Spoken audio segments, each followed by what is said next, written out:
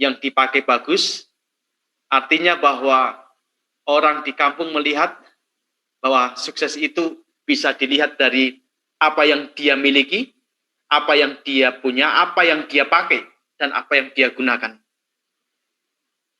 Kalau kita melihat sukses dari segi sudut pandang dari materi, maka ketika kita melihat sukses seperti apa yang dipandang oleh saudara-saudara kami yang ada di kampung kami, maka ukuran sukses itu adalah dilihat daripada materi yang dibawa dan dipakai. Kalau demikian, Bapak Ibu, bukan Bapak Ibu ya, teman-teman, saudara-saudara yang Tuhan, bahwa sukses itu dengan tolok ukur dari sebuah materi. Kalau kita tanya apakah sukses, arti sukses, mungkin kita akan menjawab berbeda-beda. Bisa dikatakan bahwa sukses itu bahwa dia orang yang berhasil mencapai tujuannya.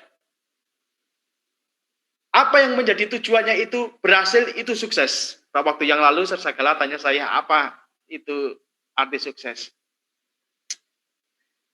Kemudian, dari satu sisi lain, bahwa kalau kita melihat kata sukses, bisa dilihat dari sudut pandang berkat, maka orang yang penuh dengan berkat, maka itu disebut orang sukses dan diberkati. Ada satu statement yang menarik. Ini kalau kita bisa miliki ini bisa menjadi sesuatu yang menyenangkan. Ketika masih muda, kita ini hidupnya foya-foya, dan ketika tua kita menjadi kaya raya, dan kemudian ketika mati itu masuk surga. Ini sangat sukses sekali. Kalau saya lihat statement ini, muda foya-foya, tua kaya raya, mati masuk surga, adalah satu statement yang saya pikir setiap orang ingin memiliki ini.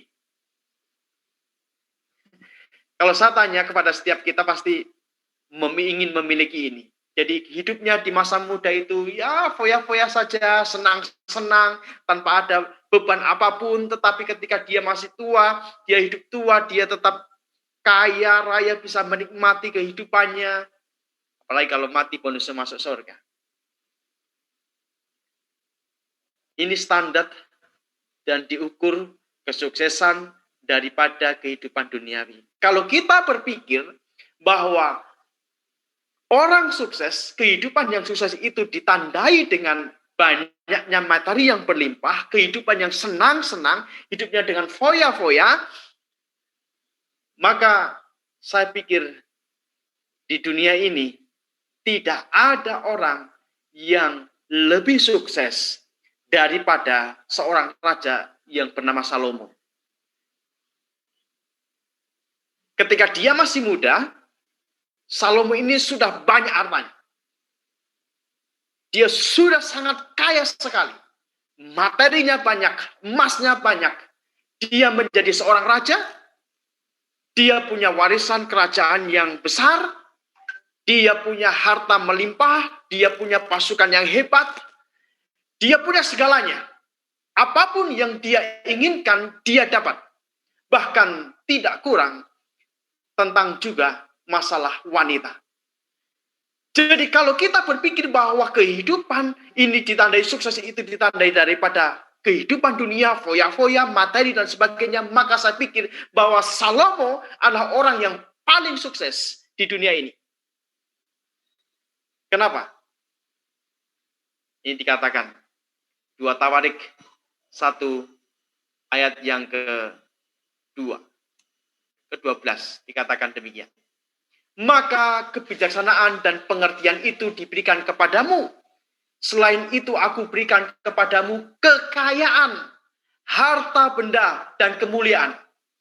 Sebagaimana belum pernah ada pada raja-raja sebelum engkau, dan tidak akan ada pada raja-raja sesudah engkau. Jadi kalau kita berpikir bahwa sukses itu diukur daripada kekayaan, harta benda, dan kemuliaan, maka Salomo adalah orang yang paling sukses di dunia ini. Sebab tidak ada, menurut catatan Alkitab, tidak ada orang yang akan kaya lebih daripada Raja Salomo. Dan tidak akan ada raja sehikmat, sepintar, punya kedudukan seperti Raja Salomo. Sehingga dengan demikian, Salomo adalah orang yang sangat amat sukses. Apa rahasianya? Kalau kita lihat dari kekayaan Salomo, maka kita akan melihat bagaimana Salomo ini memiliki harta kekayaan yang luar biasa. Kalau kita lihat, kita akan hitung kesuksesan Salomo dari segi materi. Kalau kita lihat dari warisan, dari harta warisan yang diwariskan oleh Raja Daud, ketika dia ingin membangun kerajaan, membangun bait suci, maka Salomo mewariskan harta benda yang sangat banyak. Ingat, ini hanya khusus untuk membangun bait suci. 1 Tawarik 22:14 katakan, sesungguhnya sekalipun dalam kesusahan, aku telah menyediakan untuk rumah Tuhan itu 100.000 talenta emas, 1.000.000 talenta perak, dan sangat banyak tembaga dan besi, sehingga beratnya tidak tertimbang. Juga aku telah menyediakan kayu dan batu, tetapi baiklah engkau menambahnya lagi. Kalau kita lihat dari warisan yang diberikan oleh Daud, yang hanya untuk membangun rumah Tuhan bait suci, tentunya warisan yang lain juga dipisahkan tersendiri untuk Salomo, maka dia akan memiliki banyak talenta emas. Banyak emas yang dia miliki, perak yang dia miliki, tembaga, besi, dan harta warisan yang lain yang Alkitab tidak catat. Tetapi mari kita lihat seberapa hanya warisan saja. Kalau kita hitung-hitung, 1 talenta itu 34 kilogram. Kalau 100.000 talenta emas, maka didapati 3,4 juta kilogram. Kalau kita beli emas itu hitungan gram, maka itu hasilnya 3,4 miliar gram. Kalau harga emas itu 400.000 per gram, maka 3,4 miliar gram kali 400.000, maka kita akan dapati kurang lebih 1.360 triliun. Ini baru dari emas. Yang khusus untuk membangun rumah Tuhan. Jadi kalau kita melihat betapa megahnya bangunan yang dibangun oleh Salomo, bait suci yang didirikan Salomo, dari biaya ini kita dapat membayangkan betapa megahnya bangunan bait suci yang didirikan Salomo. Kemudian perak, 1 juta talenta perak, 34 juta kilogram kali 34 miliar. Ini hanya hitungan sederhana. Kalau kita lihat hitungan 5.000 saja per gramnya, maka sudah berapa? 170 triliun. Sekian banyak triliun. Dan sangat banyak tembaga dan besi yang tidak dihitung. Sangat banyak tembaga dan besi karena Alkitab tidak mencatat. Karena mungkin saking banyaknya tembaga dan besi sehingga Alkitab tidak mencatat itu, tidak terhitung banyaknya tembaga dan besi itu. Banyak sekali. Dan belum lagi kayu, batu aras. Sekarang kalau kita hitung harga kayu di Gandrung Mangu ini saja, 1 kubik kayu laban, bukan kayu jati, itu sudah 5 jutaan, 6 jutaan.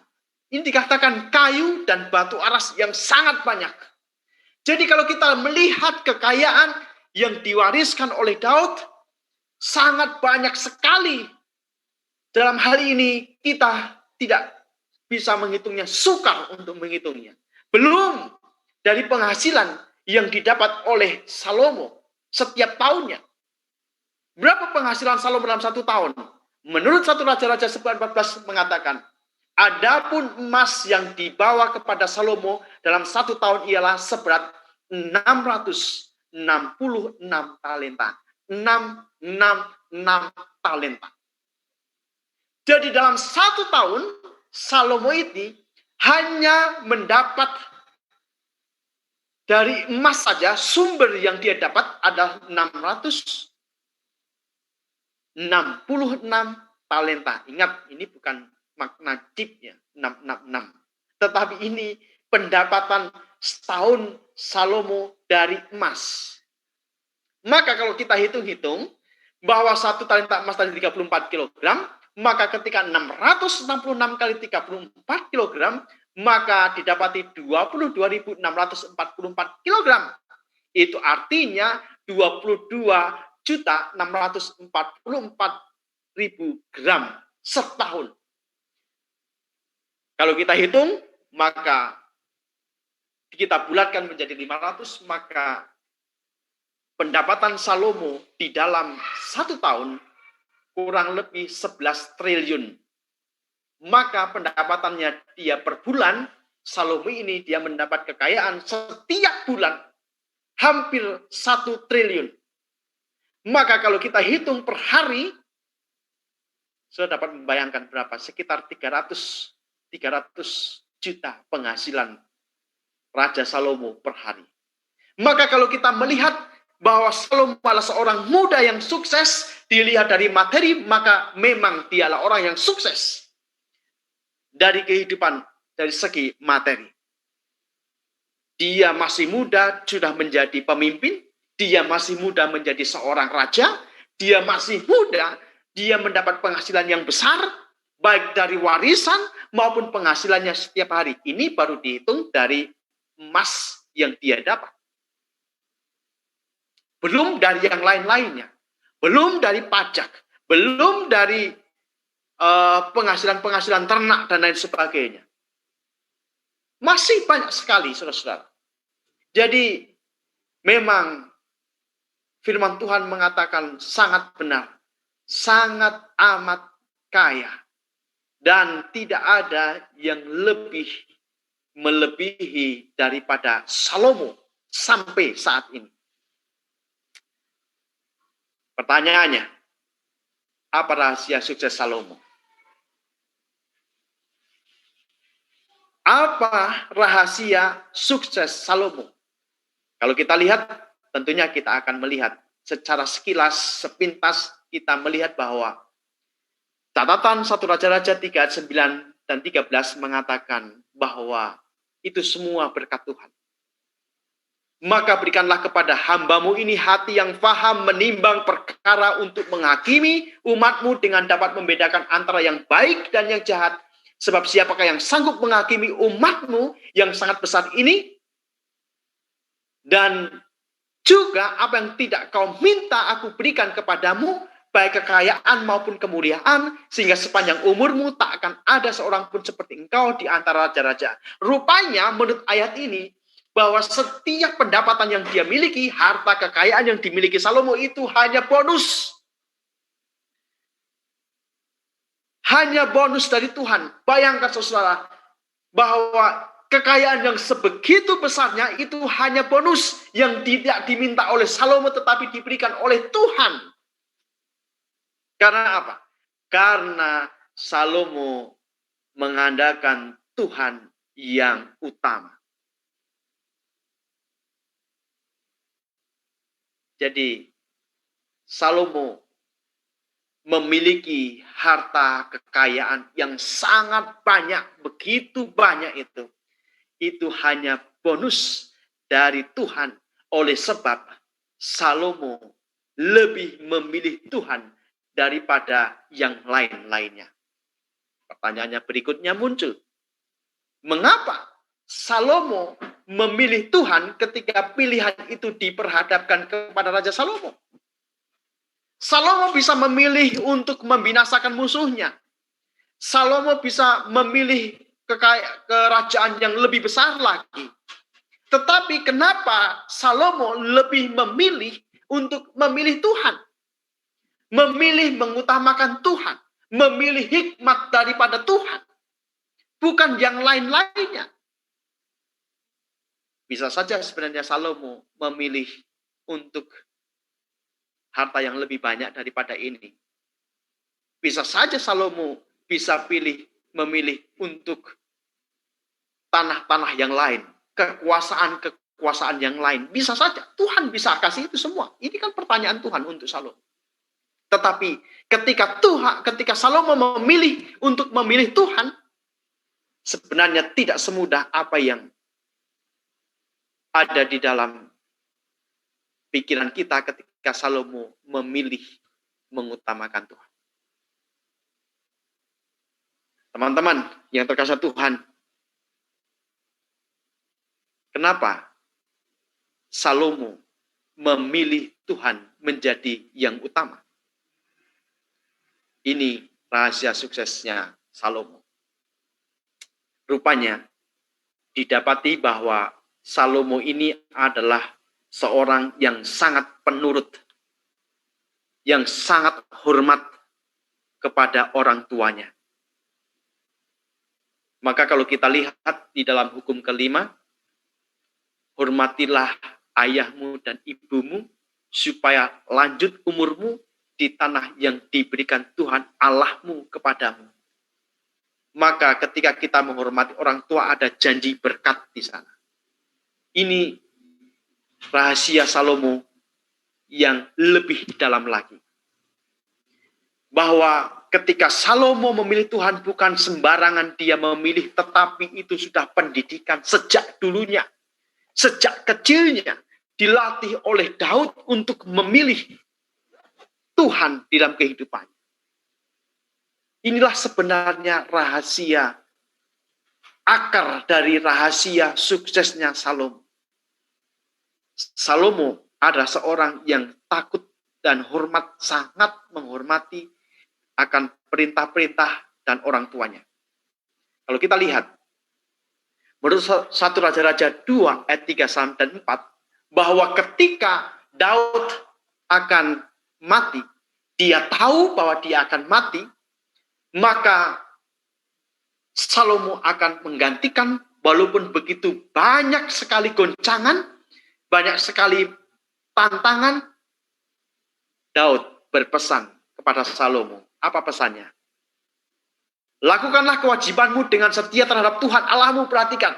Lakukanlah kewajibanmu dengan setia terhadap Tuhan Allahmu. Artinya, Salomo, kamu harus setia sama Tuhan. Kamu harus memilih Tuhan.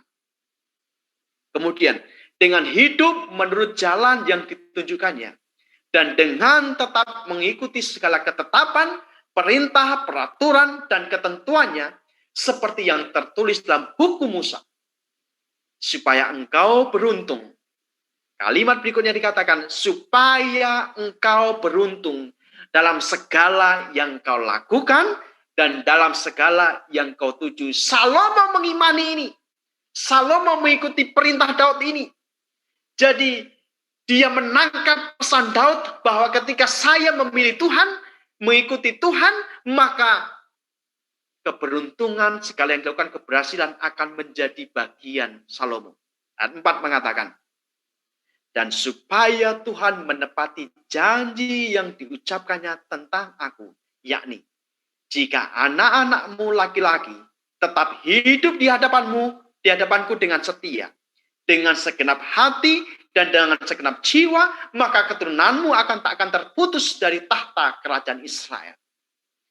Jadi, ketika diperhadapkan pilihan oleh Tuhan kepada Salomo, Salomo, kamu mau pilih apa? Maka menurut ayat ini, Salomo mengingat akan pesan yang diberikan oleh Daud. Salomo mengingat wasiat yang harus dituruti oleh Salomo.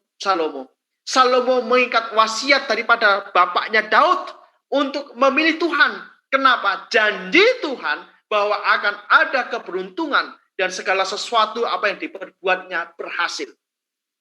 Maka ketika Salomo memilih Tuhan, memilih tetap pada hikmat Tuhan, sebenarnya sesungguhnya siapa yang sukses? Daud, orang tuanya, mengajari Salomo dengan benar dan sukses dia mendidik Salomo untuk takut sama Tuhan.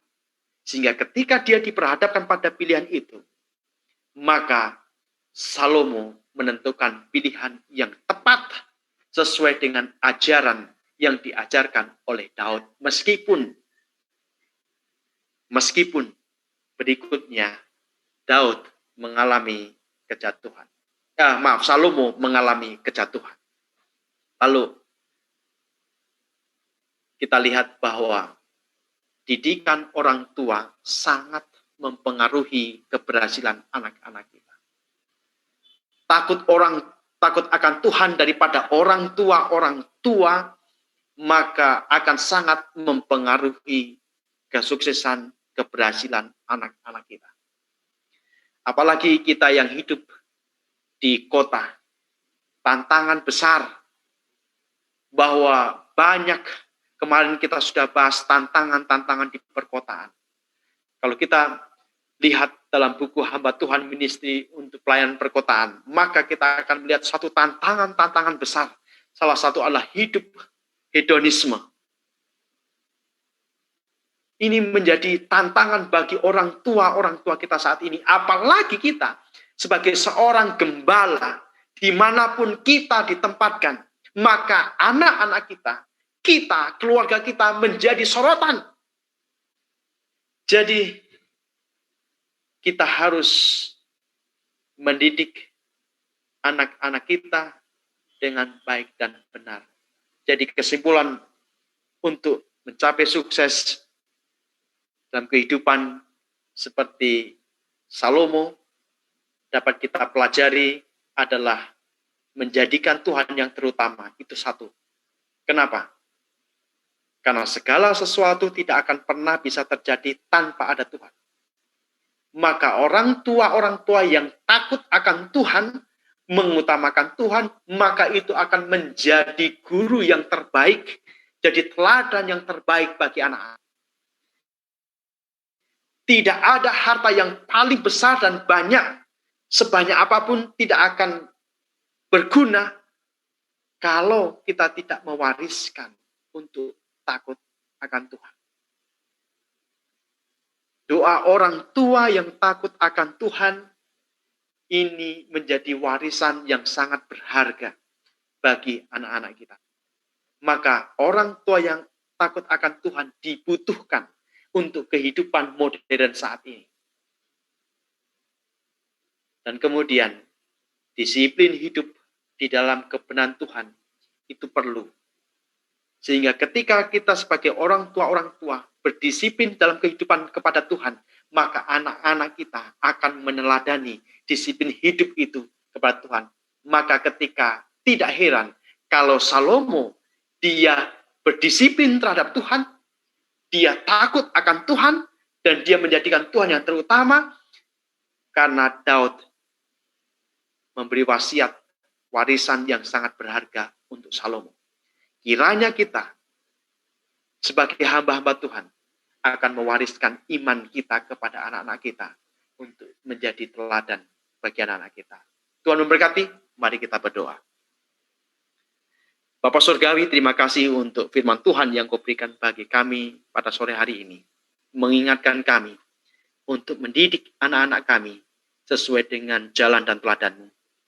Untuk kami orang tua, untuk menjadi teladan yang terbaik kepada anak-anak kami, sehingga anak-anak kami tetap memilih Engkau sebagai satu-satunya Tuhan dan Juru Selamat. Dan pimpinlah kami Tuhan untuk menjadi orang tua yang berhikmat. Dan terima kasih Engkau sudah mengaruniakan berkat-berkat itu bagi kami. Dan ketika sore hari ini kami akan mengikuti kelas selanjutnya, biarlah Engkau akan memimpin kami dari awal hingga akhirnya. Terima kasih Bapa, dalam nama Tuhan Yesus kami berdoa dan mengucap syukur. Amin.